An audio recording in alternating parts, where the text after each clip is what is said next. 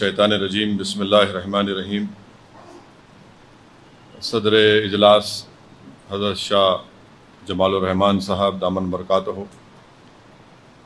حضرت مولانا مفتی ریاض صاحب، معزز علماء کرام، کل ہند مجلس تعمیر ملت کے جو ذمہ داران آج اس اجلاس میں شرکت کیے ہیں، میں اپنی جانب سے اور ہماری جماعت مجلس اتحاد المسلمین کی جانب سے آج کے اس خصوصی نشست میں جو 5 قرارداد منظور کی گئی ہیں، میں اس قرارداد کی منظوری میں اس کو میں سمجھتا ہوں کہ بہت ضروری ہے کہ ہم ان تمام قراردادوں کو منظور کریں، اس کو قبول کریں، اور ہم اس کی تائید بھی کرتے ہیں۔ اور جیسا کہ آپ نے بھی سنا کہ جینور میں جو حالیہ دنوں میں فساد ہوا، وطن عزیز میں موب لنچنگ کے جو واقعات آئے دن پیش آ رہے ہیں، اور ساتھ ہی ساتھ اس میں اس بات کا بھی ذکر کیا گیا کہ بے گناہ نوجوانوں کی گرفتاری ہوتی ہے، اور پھر جو نفرت پر مبنی جرائم کے تعلق سے جو واقعات ہوتے ہیں، اور پھر فرقانہ فسادات کے روک تھام کے لیے، تو جیسا کہ آپ تمام لوگ جانتے ہیں کہ جینور میں جو ایک منصوبہ بند طریقے سے وہاں پر فساد کروایا گیا، جس میں جامع مسجد جینور کو اندر گھس کر بلوائیوں نے نقصان پہنچایا، مسجد نور کو نقصان پہنچایا، مسجد ابو بکر کو، مسجد عمر کو، اور یہاں پر کافی نقصان ہوا۔ اور جامع مسجد جینور میں تو جو جنریٹر تھا اس کو نقصان پہنچایا گیا، وہ خود 5.5 لاکھ کا تھا۔ CCTV کے تمام کیمریز کو توڑا گیا، اور ہمارے پاس جو فہرست آئی ہے اس میں 95 دکانوں کو نقصان پہنچا، 51 موٹر سائیکل گاڑیوں کو کو نقصان پہنچایا گیا، 11 گھر کو بھی اس میں توڑ پھوڑ کی گئی ہے۔ تو یقیناً یہ ایک بڑے منصوبہ بند طریقے سے جینور میں یہ فساد کروایا گیا، اور پچھلے 1-1.5 مہینے سے وہاں پر اس طرح کی حرکتیں کرنے کی کوششیں کی جا رہی تھیں۔ تو یہاں پر جو ریزولوشن قرارداد منظور کی گئی ہے، جس سے ہم موجودہ کانگریس کے وزیر اعلیٰ سے اور حکومت سے اس بات کا مطالبہ کیا گیا کہ اس کی ایک جوڈیشل انکوائری کروائی جائے، صرف خاطی پولیس والوں کا ٹرانسفر پر اکتفا نہیں ہوگا، بلکہ ان کو سسپینڈ کیا جائے، تاوقت ہوئے انکوائری مکمل نہیں ہوتی۔ اور تیسرا یہ کہ حکومت سے ہم اس بات کا مطالبہ کرتے ہیں کہ یہ جو 95 دکانوں کو جو توڑ پھوڑ کی گئی، جلایا گیا، ان کو نقصان ہوا، حکومت اپنی طرف سے ان کی امداد کریں۔ جو 51 موٹر سائیکل گاڑیوں کو نقصان پہنچا، اور یہ 11 گھر کو نقصان پہنچا، حکومت کی طرف سے فوراً ان کو امداد اور راحت دی جائے۔ اور ساتھ ہی ساتھ یہ جو ایک ماحول پورے ملک میں اور ہماری ریاست تلنگانہ میں جو برسوں سے یہاں پر امن رہا ہے، بعض شرپسند عناصر، بعض فسطائی تنظیمیں اور فرقہ پرست پارٹیاں اس پرامن ماحول کو بگاڑنا چاہتی ہیں، تو کیونکہ وہ جانتی ہیں کہ تلنگانہ کی ترقی کو اسی وقت روکا جا سکتا ہے جب یہاں پر ان تمام واقعات ہوتے رہیں گے۔ یہ تمام فرقہ پرست سیاسی پارٹیاں اور ان کے تابع جو ان کی تنظیمیں ہیں، اور پھر جو ان کی آئیڈیالوجیکل جماعت ہے RSS، وہ نہیں چاہتی کہ تلنگانہ میں امن مضبوط رہے، اور یہ حکومت کی ذمہ داری ہے کہ ان تمام ذمہ داروں کو، ان تمام تنظیموں کو، فسطائی طاقتوں کو اور فرقہ پرست پارٹیوں کے چہروں کو بے نقاب کریں۔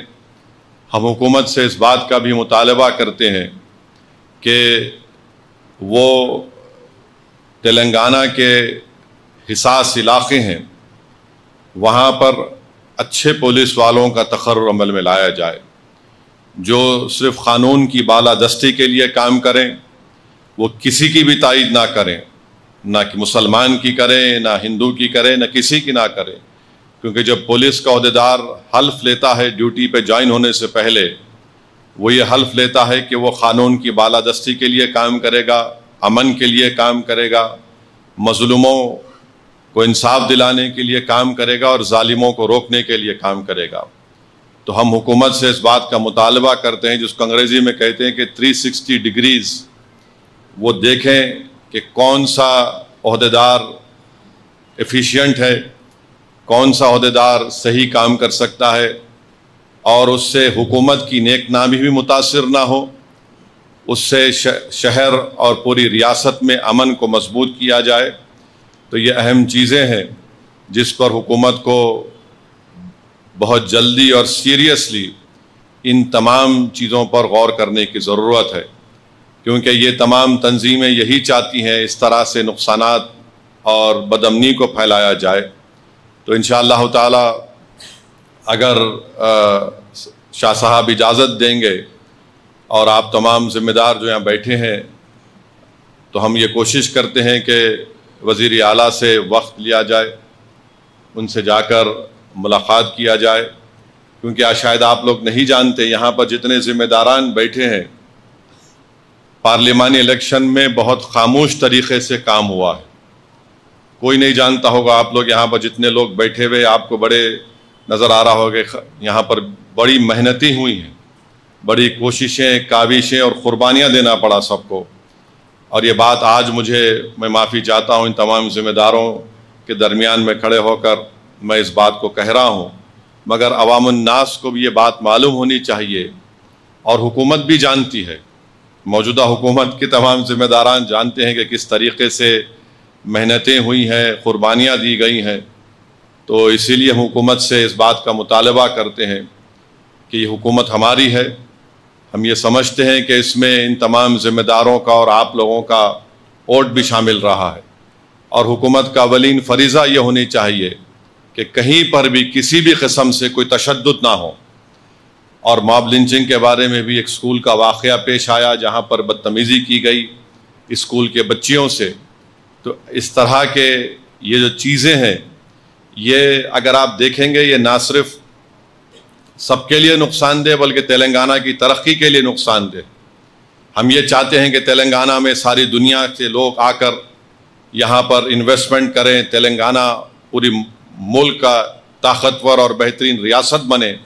یہ ہم تمام کی نیت ہے، ہمارا خواب بھی ہے، مگر یہ حکومت کی اور پولیس کی ذمہ داری ہے کہ ان ایسے لوگوں پر نظر رکھیں، اور اس طریقے سے جو منصوبہ بند طریقے سے جو فساد برپا کیا گیا، اور پھر یہ جو فرقہ پرست میڈیا ہے جو یہ پروپیگنڈا کر رہا ہے کہ فلاں ایسا ہوا تھا، یہ ہوا تھا، اگر وہ واقعے میں ہوا تو شخص گرفتار ہوا، اس کو جیل کو بھیجایا گیا، اور کوئی بھی مسلمان اس کی تائید میں کوئی بیان نہیں دیا۔ اب یہ عدالت فیصلہ کرے گی، مگر اس کے بعد یہ بند کال کا کال کرنا، اس کے بعد پھر یہ تمام تشدد کو برپا کرنا، یہ تو حکومت کو یہ لوگ چیلنج کر رہے ہیں، اور حکومت کو یہ دیکھنا چاہیے کہ ایسے لوگ جو کھڑے ہو کر برسر اقتدار جماعت کو، ان کی حکومت کو جو بدنام کرنے کی کوشش کی جا رہی ہے، اس کو روکا جائے۔ ہم نہیں چاہتے کہ تلنگانہ میں کسی بھی جگہ پر فساد ہو، کیونکہ نقصان اس کا غریب کا ہوتا ہے، چاہے ہندو ہو یا مسلمان ہو۔ تو اس لیے ہم امید کرتے ہیں کہ حکومت اس کا نوٹ لے گی۔ اور دوسری بات یہ ہے،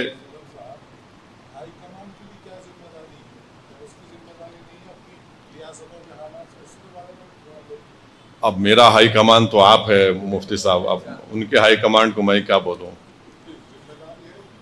ہم پہ اللہ کا کمانڈ چلتا، کسی کا نہیں چلتا، مگر اب یہ ظاہر ہے ان کی پارٹی کے بڑے بڑے قائدین کو دیکھنا ہے۔ اور آپ دیکھ رہے ہماچل پردیش میں کیا ہو رہا ہے، ایک مسجد ہے وہاں پر، اور برسر اقتدار جماعت کا منسٹر کہہ رہا ہے کہ مسجد کو تو شہید کر دو۔ یہ سبھی معاملہ ہے کہ آپ حکومت میں ہیں، ایک مسجد کا ایک چھت ڈالا گیا جو آزادی کے وقت کی مسجد ہے، تو اس پر یہ ناراضگی، یہ غصہ، یہ نفرت نہیں ہے تو کیا ہے؟ تیسری اہم بات یہ ہے کہ جو بی جے پی کی حکومت پورے ملک میں وقف کی جائیداد کا جو بل لے کر آئی ہے، میں صرف مختصر سے الفاظ میں اپنی بات کو بول کر یہاں سے رخصت ہو جاؤں گا، کیونکہ انشاءاللہ تعالی All India Muslim Personal Law Board کی طرف سے شہر حیدرآباد میں ایک بڑے پیمانے پر جلسے عام کا بھی انعقاد عمل میں لایا جائے گا، کیونکہ ابھی شہر میں ہمارے ہندو بھائیوں کا گنیش کا تہوار چل رہا ہے، پھر میلاد النبی کے بھی جلسے و جلوس ہوتے ہیں، اور تھوڑا بارش کا موسم بھی ہے۔ صدر All India Muslim Personal Law Board Maulana Khalid Saif Ullah رحمانی صاحب کے حکم پر انشاءاللہ تعالی جلد سے جلد ایک میٹنگ بھی ہوگی اور ایک جلسے عام بھی ہوگا، اس میں آپ لوگ شرکت کریے۔ میں ذمہ داروں کی موجودگی میں صرف اتنا ہی بتانا چاہوں گا کہ اگر یہ خدا نہ خواستہ یہ بل اگر قانون بنے گا تو کوئی بھی وقف کی پراپرٹی مسلمانوں کے پاس نہیں رہنے والی، سب حکومت کے قبضے میں چلا جائے گا۔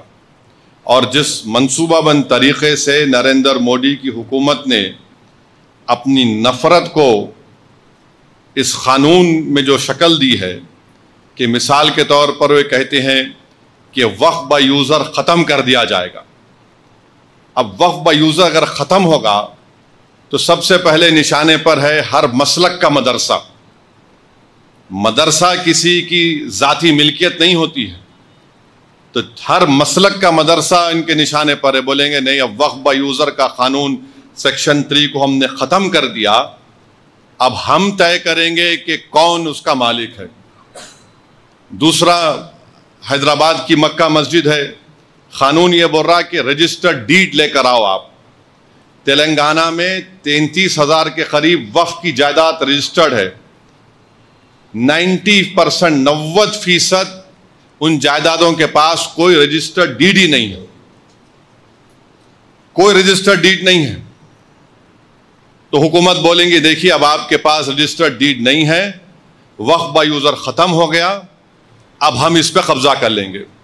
قبرستان ہے، قبرستان کے کوئی کاغذ نہیں ہے، خانقاہیں ہیں، کوئی کاغذ نہیں ہے، درگاہیں ہیں، کوئی کاغذ نہیں ہے، کیا ہے؟ وقف با یوزر ہے۔